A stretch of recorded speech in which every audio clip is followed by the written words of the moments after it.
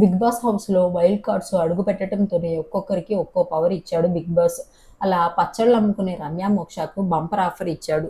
తనకు ఎప్పుడంటే అప్పుడు ఏది కావాలంటే అది నచ్చిన వంటకాలను అడిగితే బిగ్ బాస్ కాదనకుండా పంపిస్తాడని నాగార్జున చెప్పాడు.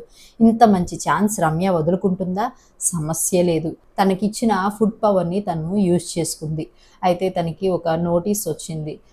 నోటీస్‌లో రమ్య మీకు ఫుడ్ పవర్ లభించింది. దీన్ని మీరు ఎంచుకున్న ఒకరితో మాత్రమే పంచుకోవాలి అంటూ అందులో రాసి ఉంది. దీంతో రమ్య తన ఫుడ్ పార్ట్నర్‌గా సుమన్ శెట్టిని ఎంచుకుంది. అయితే తన ఫుడ్ ఆర్డర్‌లో ఏమేమి బిగ్ బాస్‌ని అడిగిందో తెలుసా?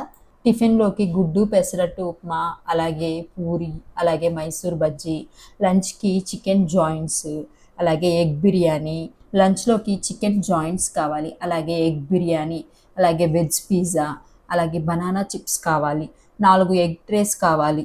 అక్కడితో ఆగలేదట. 5 కిలోలు చికెన్ కూడా అడిగిందంట.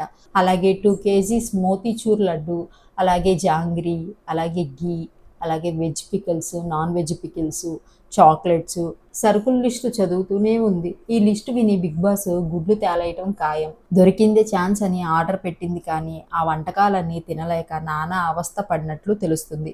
ఏకంగా వాంతులు కూడా చేసుకుందంటున్నారు. మరి ఆర్డర్ చేసిన వంటకాలను మిగతా హౌస్‌మేట్స్‌కు పంచారా?